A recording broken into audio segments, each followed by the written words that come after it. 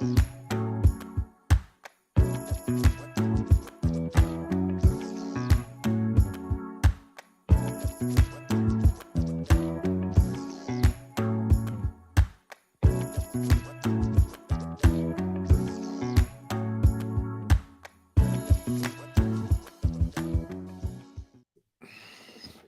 morning, everybody. We are here today. Yes, we are. With, what's the name of the show? It's Painless with Dr. Gabriele Jasper. That's right. Painless with Dr. Gabriele Jasper. You got Dr. Gabriele Jasper MD. Yes. You got Jeremy, and you got my father here today. Dr. Philip Jasper. 2 generations of Jaspers in one amazing show. Dr. Philip Jasper. He's been retired for a few years. He's only 95 years old, but 95, man. But he's asking me if he could have a part-time job at my office. These Jaspers never know when to stop, man. They have to keep going. So I said, sure, come on in. So he comes in and he entertains. He plays the mandolin. He tells jokes. He talks about stories about the old days. That's the best. Sailing to Bermuda. Yeah. Oh, sailing to Bermuda when he raced 2 times to Bermuda. Really, man? You had a life, Phil. Dang. I love it when he comes in and he starts telling me his stories. I'm glued. I completely forgot. We were a little late today because I forgot. I invited him to come last night at dinner, and I'm walking down the stairs. I'm like, Saturday, why are you all ready to go out? I thought maybe he was going to physical therapy. Phil don't forget. He goes, I'm going with you. I said, oh, yeah. I said, let's go. Can you run? Anyway, I was a little sick last week, but I'm on the mend. I'm coming back. I feel pretty good today. But what I like to talk about is, number one, what we do. I'm Dr. Gabriele Jasper, MD, interventional pain physician, board certified in anesthesia. And also we do, the main thing is interventional pain. And I like to always give a brief description of what my opinion and my theory on what interventional pain is. Yeah. And it's very simple. We try to find the pain generator and we get rid of the pain generator, and that gets rid of the pain. But the secret here is, well, it's not really a secret if you know what you're doing, is to find the pain generator and isolate it. People think, and a lot of doctors think this too, it's like one shot, got like a shotgun blast. Yeah, one and done, and you're out. It's going to get rid of pain. Yeah. However, and another thing is, you don't go get major spine surgery and think that you're going to fix everything once and for all. Why? Because so I had a patient yesterday that must have 10 different pain generators. Right. And when you got 10 different pain generators, you can't blast them all and get rid of all the pain generators. Yeah. And a lot of them give you the same pain. So you have to be able to figure it out. And you have to have patience. If you got a good pain physician, interventional pain doc, yeah. He or she has to have patience, and so does the patient have to have patience. I mean, we understand your pain. I was in that very same place where I wanted this done. I wanted it done now. Maybe I was upset because I went to a dozen doctors. The good thing is, I came to Dr. Jasper, and he really saved my life. And you guys know that. You probably get sick of hearing me say it, but he's the only doctor to go to, in my opinion. And I've talked to a lot of people in pain. People see me in our TV commercial, and they always stop me, and they want to know my story and how I found Dr. Jasper. I always stop and tell them, give them my time. These people, their stories are my stories. That's what I always say. And you have to have that positive affect instead of the negative. The negative, same side of your brain that receives signals of pain or pleasure and stuff are the same signals that all your pain from your back is going to. So if you try to surround yourself with people who love you and all of that, you'll get that positive affect. And maybe it might ease your pain in a holistic sort of way. Well, I mean, it's not even holistic. It's a known fact. And this has been a major topic in our talk, which we haven't spoken about it in a long time. So now we got the whole world listening to us. Right. Listening to us. you need to understand that affect is very important. Yeah. People come in with negative affects right from the beginning. I say to myself, and I say it to the patient, Mm. it's going to be very difficult to get rid of their pain. And, sometimes they have a good reason to have a negative affect. Because when we talk about negative affect, we're talking about depression, talking about anxiety, we're talking about uh, fear, we're talking about Mhm. anger. That's one thing people who live with pain are always afraid of is new pain, unexpected pain, and stuff like that. So it doesn't. I mean, they're going in not knowing what you're going to do, and they're terrified of that. Yeah. Yeah, I mean, that's even another topic. We talked a little bit about it. How do you trust your doctor? Yeah. But back onto this subject, you have that negative affect of depression, Mm. anger, anxiety, compared to somebody who's euphoric, somebody who's doing something that stimulates some adrenaline, stimulates happiness, euphoria, and it's been proven that people who let's say race car drivers, Mhm. fighter pilots, they can hit walls at 80, 100 miles an hour and not have any pain. Right. Race car drivers, I've done it myself. Uh, people who fly in airplanes, and in classical, I talked about this before. I was actually waiting for a patient to get ready to go into the operating room, and we had a television there talking about these old, we're interviewing old World War II pilots. Of course, it was a repeat from 20 years ago because most of them are not alive anymore. Yeah. But the guy, and they had animation of it, and the guy sitting behind the cockpit, and he said he was trying to put this German aircraft in his sights. And while he was trying to do it, finally got in the sights, and he went to squeeze the trigger, and he said it misfired. But while he was trying to get in the sights, he heard a couple thumps, and he looked over to his back right, and he saw somebody shooting at him. Oh shoot. But what happened during that time when he heard those two thumps, didn't even feel it because he was concentrating, flying. Yeah. It blew his whole arm off. Oh my God. It blew his whole arm off. He said, I was misfiring. I looked down, and my hand wasn't on the trigger, and I looked to my right, and my arm was on the ground, on the floor of the aircraft. Yeah. I mean, he didn't feel anything. He heard a couple thumps, looked over, saw somebody shooting at, but he had to get that shot at. Went to go shoot. He couldn't shoot because he had no arm left. Yeah. No pain.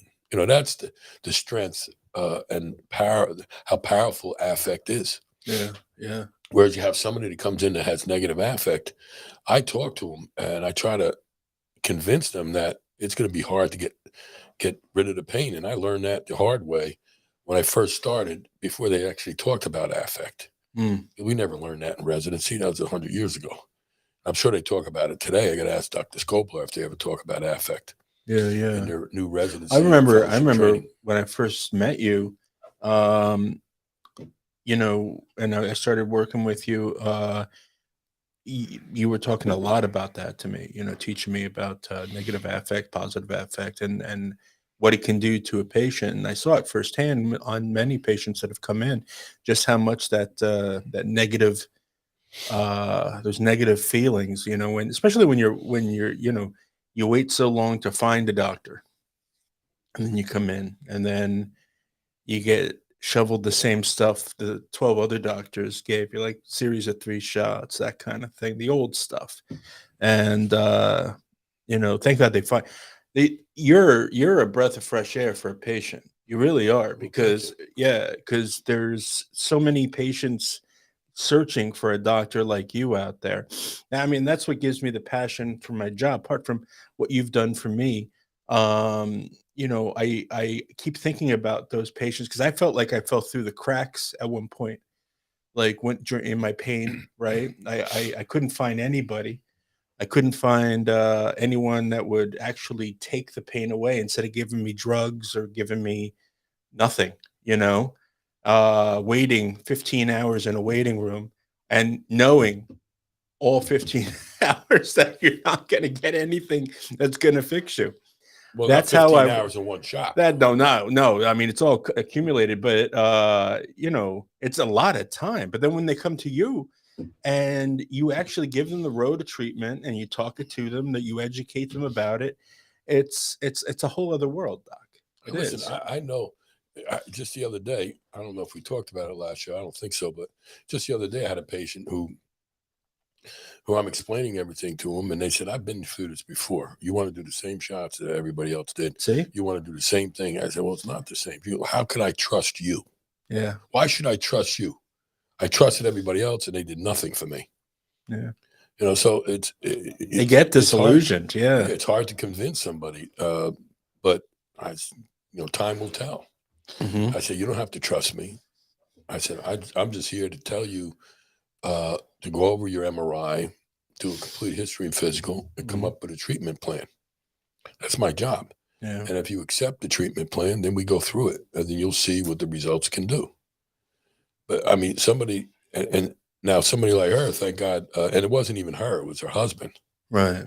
Um, so somebody who has multiple pain generators already has a negative attitude toward doctors overall because of their past history with doctors, Mm. especially interventional pain.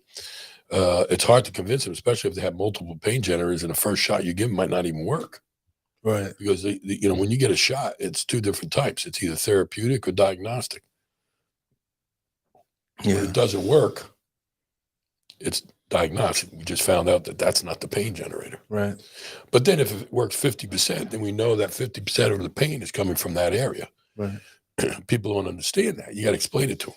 Yeah. And that's why you got to wait a little bit longer in my office, because I sit down, I make sure patients understand. I spent over an hour with that patient. We were already an hour behind. Now, I got to a point in my pain that so these other doctors I was going to, they were all starting to say, the language changed. It stopped about like what treatments they're going to do for me, and they started telling me, I think you're going to have to suffer this pain forever, and you're just going to have to learn to deal with it.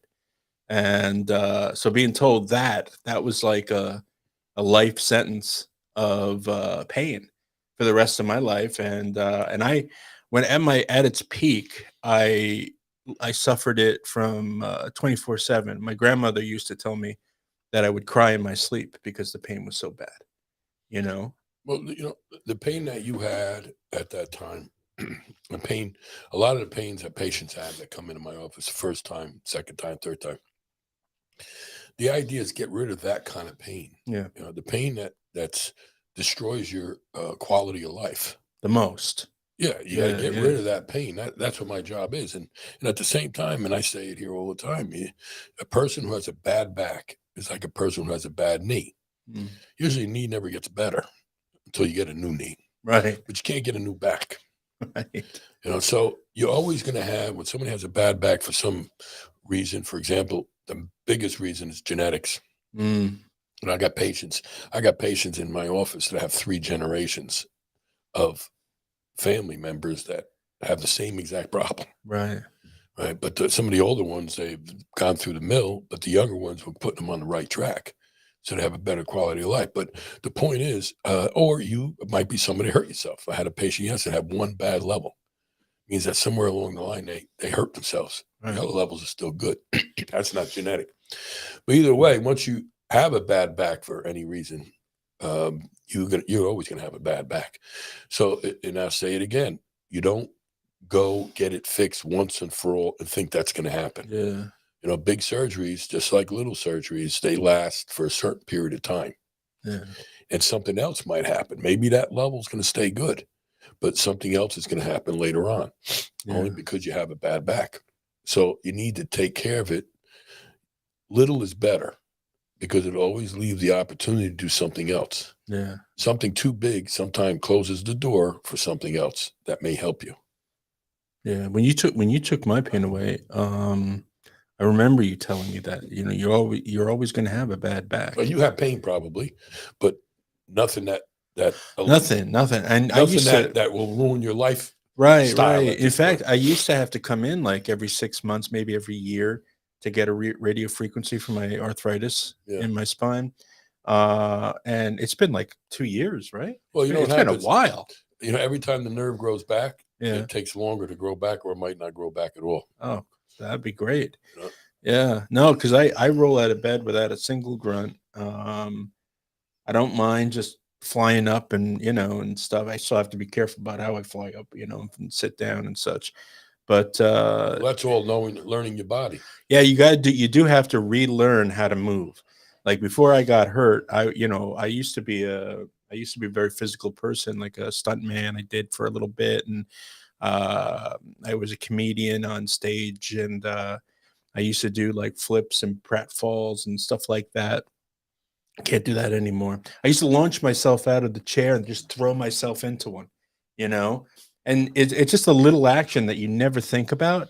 But when you when you suffered back pain, Now you brought that up. My father used to yell at me all the time yeah, about why do you got to plop yourself in a chair like that? Can't you just sit down nice and easy?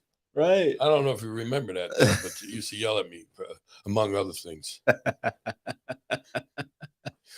Anyway, so we got my father here, Dr. Philip Jasper. Yeah. Anything you want to say, add, or contribute to this wonderful show? Yes, I think I'm witnessing a historic event of a brand new, relatively brand new approach to a very old problem. And it will take some time for the average person, the average physician to adapt and to accept. And they will, just like they did for the heart and different organs in our bodies are being replaced. And which is should be very encouraging to them. And when it is impossible, were you sure that your approach, Dr. Gabriel, is not going to succeed? I'm sure that you do not hesitate to advise the person to seek another approach. Mm. Thank you. Well, that's a good point. Yeah, That's yeah. a good point. Well, we have a great surgeon that comes to the office now, and on Thursdays. He was on our show last week. Last week, Dr. Radcliffe, and not only Dr. Radcliffe, we have other surgeons. Dr. Kreitz, he's very, very good, and there's plenty other doctors that are in the area that I trust. So these are the guys that understand that little is better, and they understand what I do, and most of them want to learn what I do. Vincenza says hi, Gabe, and hi, Dad. That's my sister. Yeah, you heard that, Phil? Vincenza's watching you.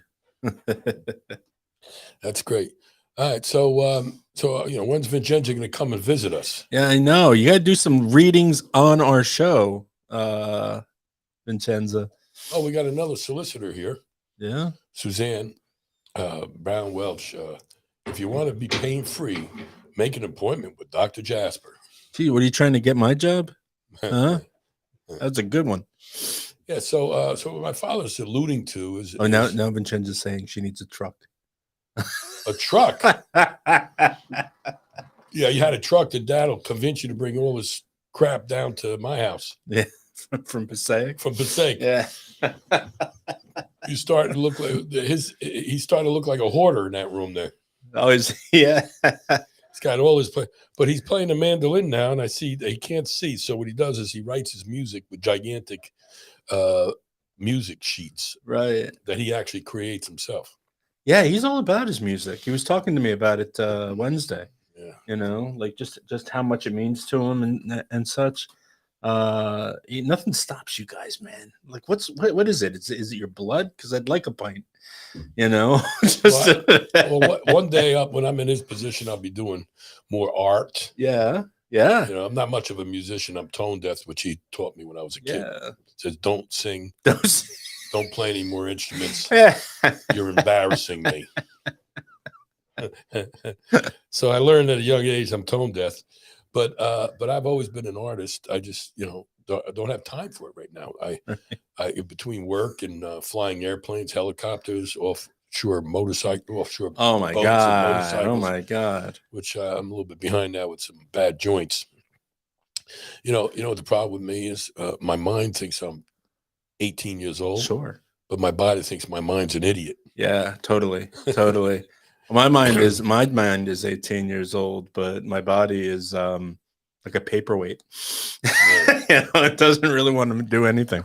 But what my father was alluding to when he said he's witnessing history in the making is the fact that we do these minimally invasive surgeries, and I've been doing them I'm pushing 20 years, Sure. well over 15 years, and doing them, and it has not really caught on yet.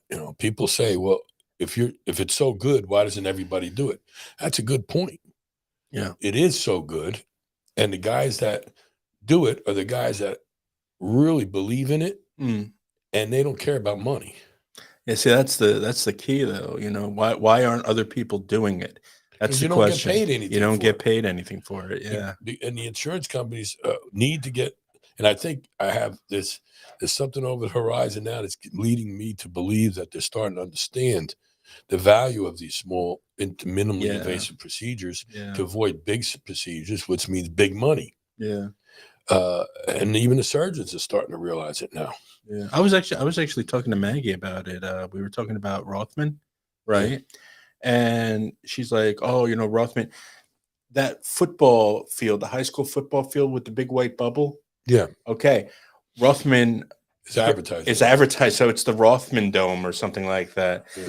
And I said to her, I says, I think Rothman has 10 years. 10 years, and it's going to be gone because doctors are going to be fed up getting a phone call out of the blue, meet here. And you're only allowed a certain amount of hours in the room with the patient, or a certain amount of minutes in the room with the patient. So once they've stayed their limit, they have to leave. What, at Rothman? At Rothman. Maggie was telling me that yesterday because she has a bunch of patients where the doctors had, because she works at a physical therapy place. And she said the doctors would be like, "Yeah, no, I have to go. I'm so sorry. Yeah, but we finished everything up here. So, no further questions at that point." Well, I can't comment on Rothman Institute. I can't comment on any of them. I really don't know. But, that's a fact. That's a fact. I think those doctors, though, are getting more fed up about that kind of, because I think doctors, these young ones especially, that got roped into Rothman, I think they're seeing that they want to be able to spend that time with a patient, get to know them. Well, let's not talk specifically about a particular place. Yeah. Well, that's probably not appropriate. That's not appropriate. People will find on their own. I can't say anything negative about Rothman. Yeah. I could say something negative about a big monopoly that has gone out of business, like the Laser Spine Institute. Laser Spine Institute was one of our biggest, contenders, and we stood through COVID. Our marketing was as loud, or if not louder than them, and we're still here. They're not. They copied a lot of our marketing. They did. I mean, either way, I don't know why they went out of business, but probably had something along those lines. Mm-hmm. I know they were advertising actually endoscopic surgery, and it wasn't really endoscopic surgery. So people became pretty much hip to that stuff. Right. Yeah. In 1970 terminology. But I think doctors in these big center places, I think they're going to want to seek out surgical centers like yours, doctors like you, who are still patient. What's a good word for that? Like, it's more connected. Yes. Connected. Yes, doc. And more personalized. We try to remain the traditional patient and doctor relationship. Yeah. Once in a while, if I'm out sick or if I have to take a week off to go to a conference or maybe like vacation, which is rare. Sure. Yeah.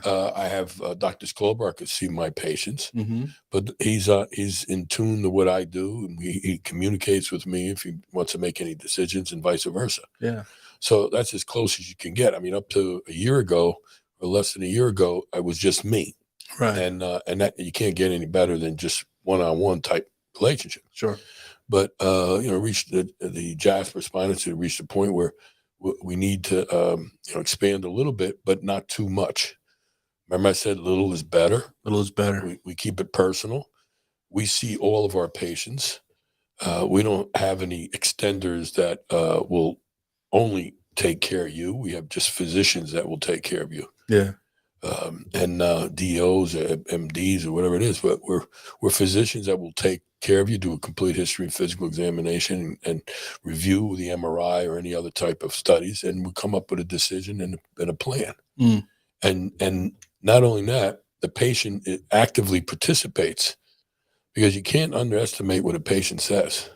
Right. You know, a patient comes in and says, "Doc, you're right. I do have bad back, but I think something's wrong with my hip."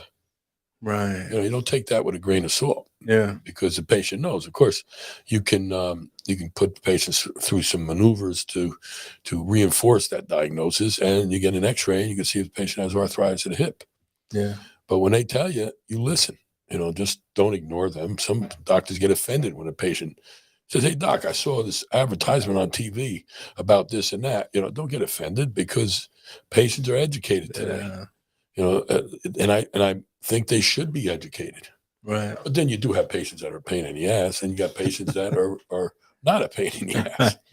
But you know, in the realm of pain management, when patients are in pain, they hate everybody and everything, Oh, yeah. and the world, until Yeah. you get rid of some of their pain. Then they're grateful. Once you get rid of their pain, it's all smiles. You see the color come back into some people. They could, they come in, they take that first photograph at the front desk, and you can see in the back of the file that there's a guy there that has given up. His life is taking all the color out of him. Then when you touch him, boom, it all comes back. It's magic. You know, I've been looking at on YouTube videos of quite a few doctors now, and not too many in this country.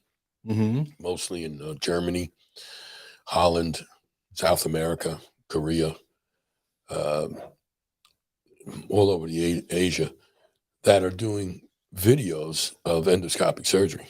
Really? So what I like to do is start doing that. Okay. I like to start doing that. Everybody knows who I am, Yeah. but we haven't put a video out in years.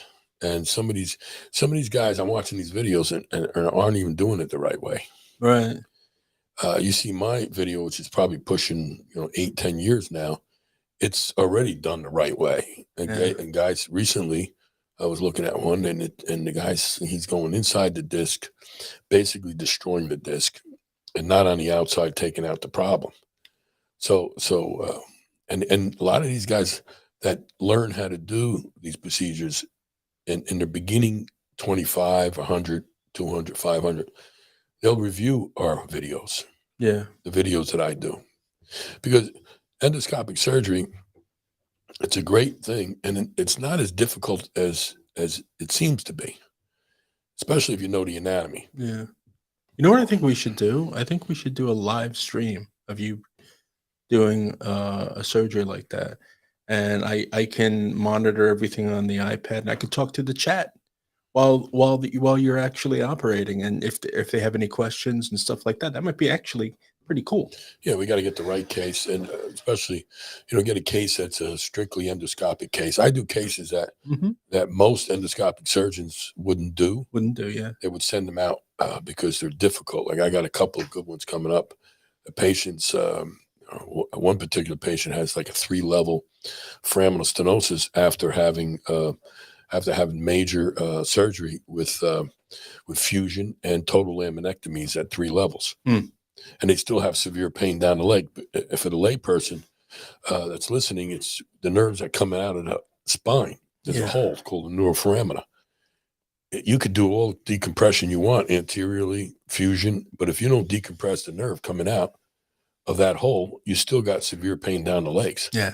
So what do I have to do? And I don't. It's not the most pleasurable operation. It's very stressful. You got a lot of scar tissue, a lot of bone spurs. Difficulty identifying the nerve. That's why endoscopic surgeons don't do it. I got to go in there, and I got to find where that nerve is, and I got to look what's putting pressure on that nerve. Sometimes the nerve is. Imagine getting a sausage and just squishing it. Right. So you're looking at this nerve that and one side is swollen, then it's got this tight area, and then you got to be able to decompress that. And it could be compressed with ligaments. It could be compressed with bone spurs, herniations, And just the fact that there's such bad degenerative disc disease, the whole vertebral body and the pedicle collapse right on top of it, and you know, you can surgically go in there, remove everything, and that's a big procedure. But what's going to happen? It's going to fill in with scar tissue later.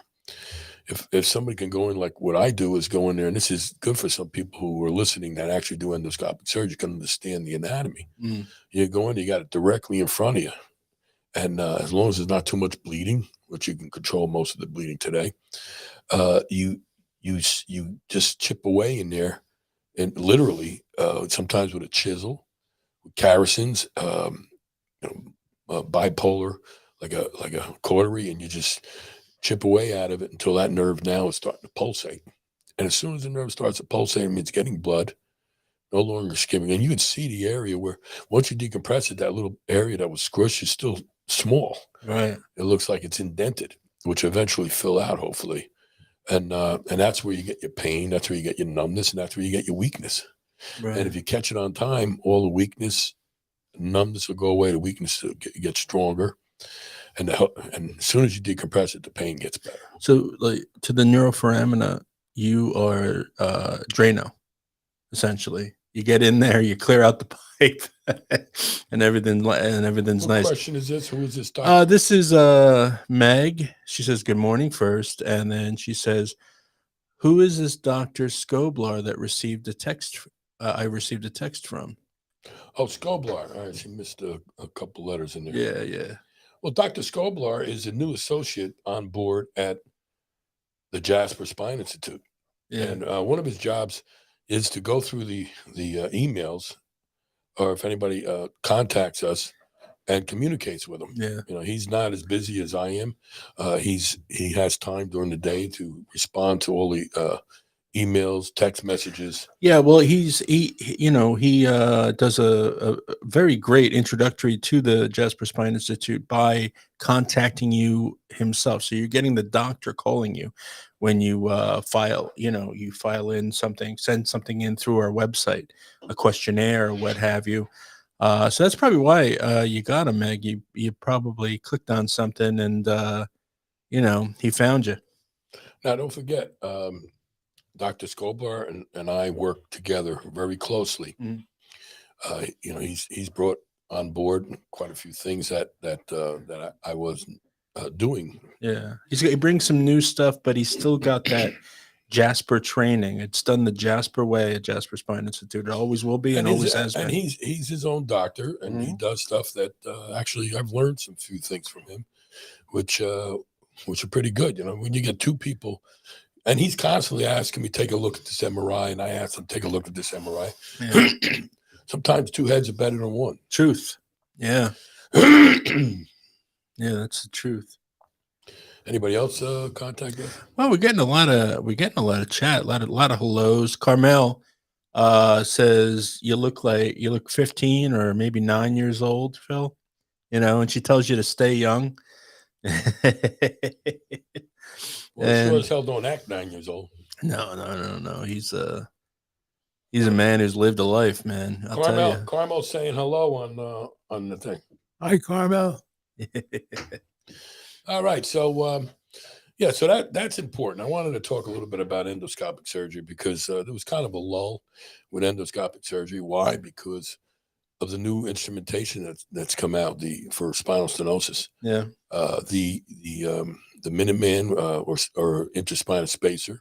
Yeah. Then we're doing the mild procedure. There's always these new innovations that are coming in where the tools are changing. You got to keep up with that. Always bringing the patients the best stuff. You're always on the lookout. What can make the patients a little bit better and stuff. We started doing some. I don't know if this the no pain or the no sleep stuff. Oh, you're talking about sleepless anesthesia. Sleepless anesthesia. Well, I've been doing that for years with my surgery, and one of the main reasons why we do it with endoscopic surgery is because what's the safest way to protect nerves? Mm-hmm. Talking to the patient. Nope, you got it right there. Do you have any pain down your leg? Yeah. Yes, that means you're near the nerve. Yeah. I got pain, doc. Where is it in my back? Well, that's not pain down the nerve, so you're in the safe zone. Yeah. I've had endoscopic discectomy without any anesthesia. Completely awake. Yeah, completely awake. And I trusted my doctor. That's the big thing. You got to trust your doctor. I trusted this man. I've always trusted you.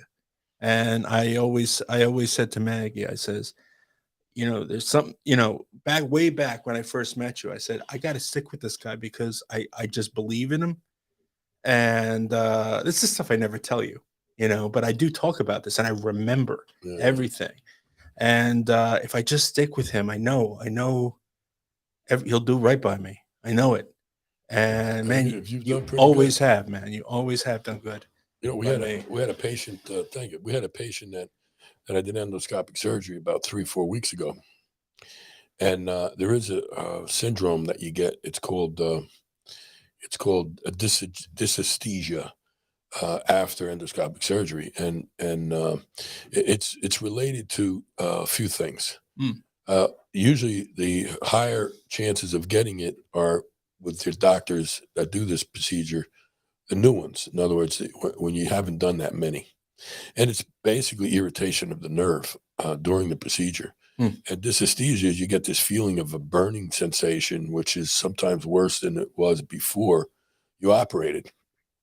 And there's certain types of procedures you can do after, which are not even epidurals. They're sympathetic chain blocks, because the pain is not only burning pain, but it's a hypersensitivity called hyperalgia or allodynia. And I almost forgot that word for a second. But anyway, it's amazing that you remember them all. Yeah. So we did that with her. We did some sympathetic chain blocks.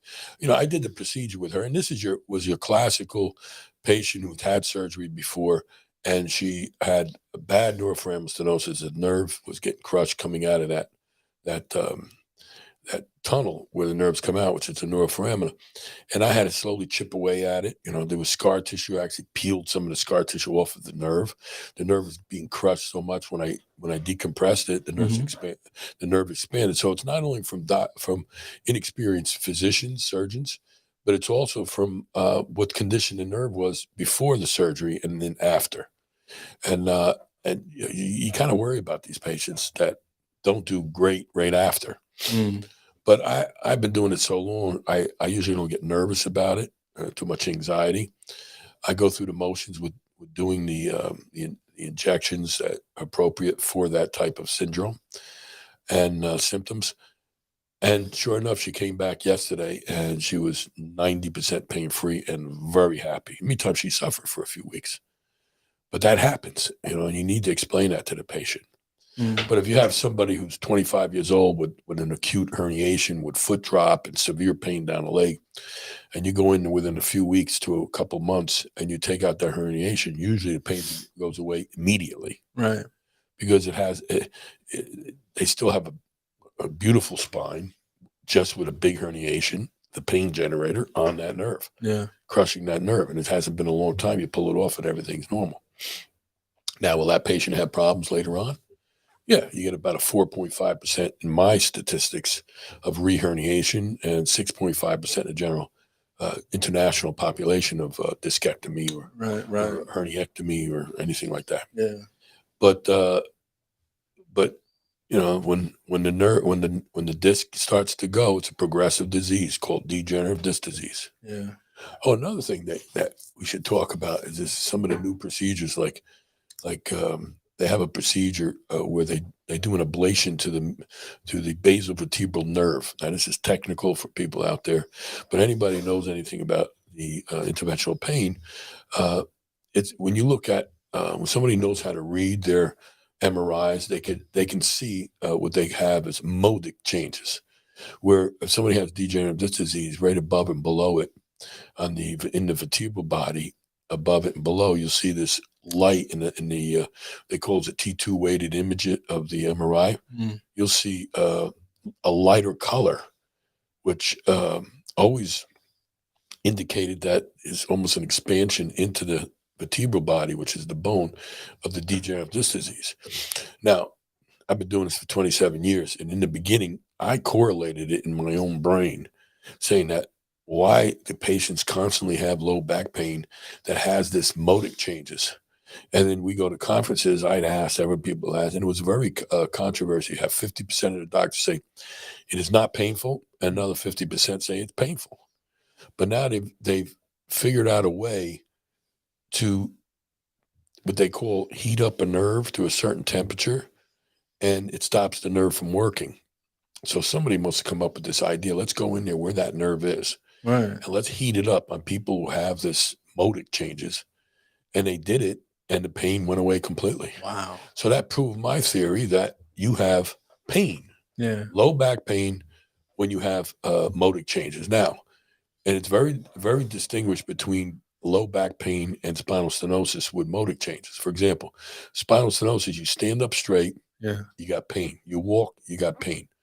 Pain goes away when you lean over on a shopping cart, when you lean over on a counter, or when you sit down.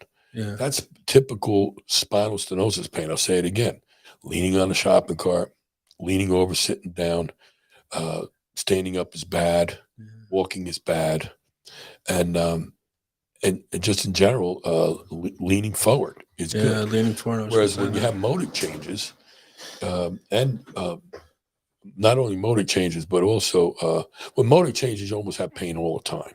Yeah. Yeah. So when you lean forward, it doesn't really go away. But then you have other kind of low back pain. This is a good topic on how to distinguish between different pains for patients that are listening. For example, you have discogenic pain. It's almost completely the opposite of spinal stenosis.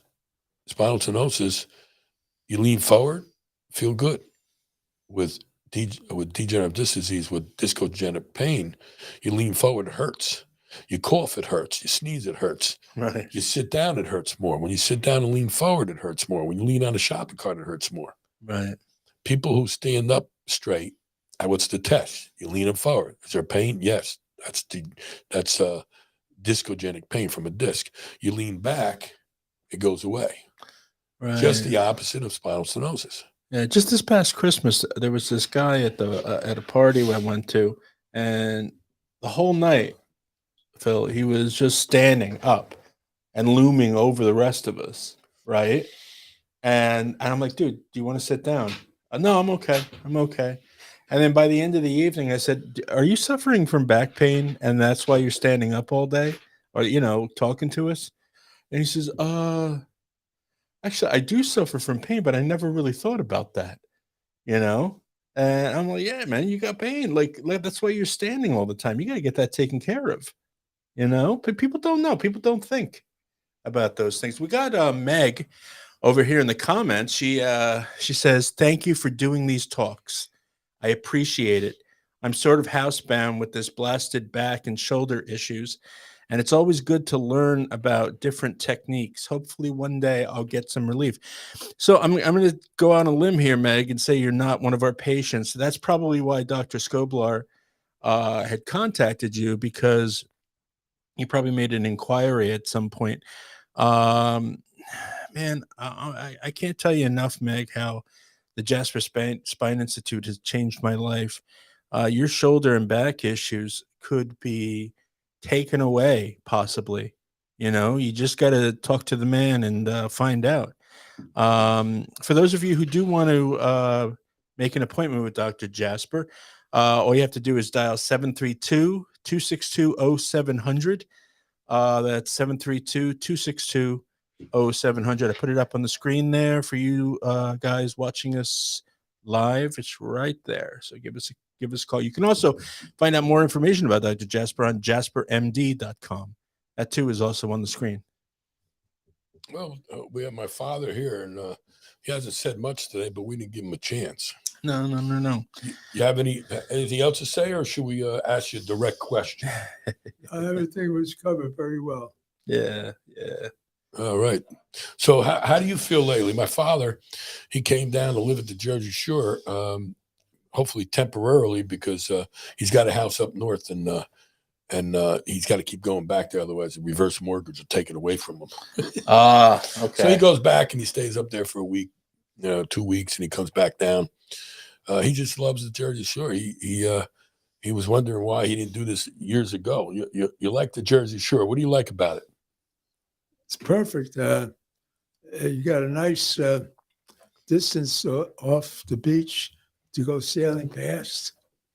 You know, life is a beach to be passed and sailed by. Do you hang out on the deck and look at the water and the sun and stuff? I'm the skipper. Yeah. Oh, you mean? At Gabe's house. Sure. Yeah. Yeah, but right now there's no sailboats being used. Still, it's a beautiful view. Yeah, it's a beautiful view. Yeah. The other day it was cloudy, and all of a sudden a streak of sunlight lit up all those beautiful homes across the river. It was amazing. And that was the opposite side. The sun was going down. Taking a picture of it. Yeah, the sun was going down, and it goes down, of course, obviously on the west. And those houses were houses that were on the east. So, and it was, pretty a lot of clouds, and it just opened up as the sun was going down, and sometimes it gives this beautiful reflection. Well, sun glare right onto the houses, and all the houses are different colors. They look nice. That's beautiful. It's kind of like when the mountains, well, that probably is nice, is when the sun goes down, and that's why they call them the purple, magic. Purple mountains majesty. Yeah, majesty. That's what happens when the sun goes down. People don't know that. Huh. Yeah. So what else can we talk about? We at the Jasper Spine. Oh, Meg says, I'm going to make an appointment very soon. And then she wrote, "Hi, Pop." I guess she was saying hi to you, Phil. Yes. We got to figure out what else he's going to do over there at the Jasper Spine Institute. He's going to start seeing patients soon. That's what he's going to do. He started doing urology. He was a urologist. Yes, he was. Yeah. Yeah, there's a lot of new stuff in urology that came out, and he, even when he was in his 80s, he bought all the new stuff. They were doing transrectal ultrasound to identify cancer, right? Mm. And he bought the ultrasound machine, and he was late in his career, and they were like, "Why are you spending so much money?" And what did you say? What did I say when they were asking you, why did you spend so much money on the ultrasound machine?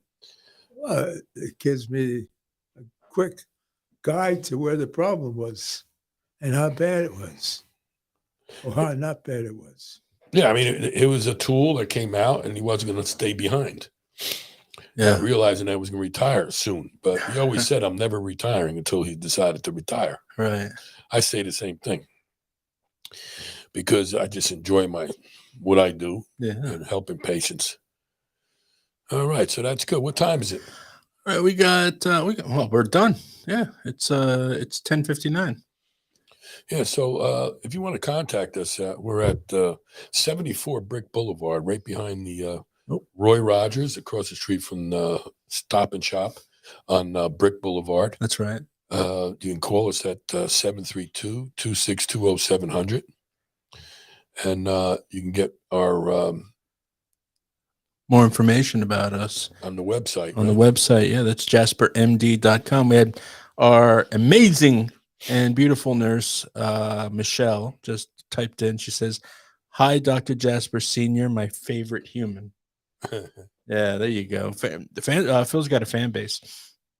So yeah, I think we'll wrap it up. Yeah. Yeah. All right. So thank you very much, and hope to see you soon. All right, guys, take care, and try to be kind to each other.